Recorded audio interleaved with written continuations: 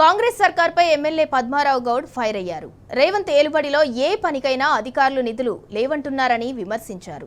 సికింద్రాబాద్ సీతాఫల్ మండి MLA camp ఆఫీసులో నియోజకవర్గంలోని వివిధ శాఖల అధికారులతో పద్మారావు సమావేశం నిర్వహించారు.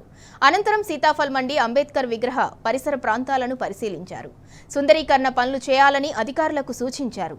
బీఆర్ఎస్ ప్రభుత్వ హయాంలో అనేక అభివృద్ధి కార్యక్రమాలు చేపట్టినప్పటికీ 18 నెలల కాంగ్రెస్ పాలనలో ఒక్క అభివృద్ధి కార్యక్రమానికి శ్రీకారం చుట్టలేదన్నారు.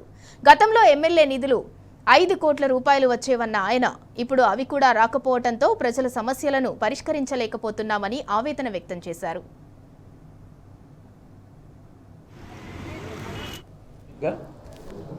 ఈరోజు వాళ్ళందరూ ఆఫీసర్ పిలిపించేసి పెట్టుకున్నాము.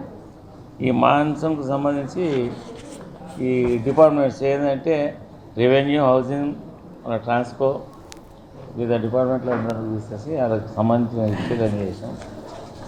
కొన్నిటికేమో ఇమీడియట్గా అప్పుడప్పుడు చేస్తూ ఉన్నారు. ఒకటి విచిత్రం ఏంటంటే అడ్మినిస్ట్రేషన్ పరంగా వాళ్ళని ఎవరిని ఏమడిగినా కానీ డబ్బులు లేవు, ఫైనల్గా డబ్బులు లేవు అని చెప్తున్నారు.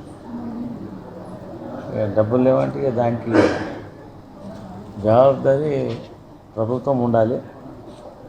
కనీసము ఈ కోట్ల రూపాయలే కాకుండా 5 లక్షలు, 10 లక్షలు, 15 లక్షలు ఇటువంటి వర్క్స్ ఉంటాయి. అవైతే మనం కంప్లీట్ చేయమని చెప్పినాం. అధికారులందరూ కూడా మా వంతు కృషి చేస్తామని చెప్పడం జరిగింది. మాకు ఇప్పుడు ఎమ్మెల్యే ఫండ్స్ అని ఏమి ఇవ్వలేదు. అప్పట్లో మాకు 5 కోట్లు ఇస్తుండేవి.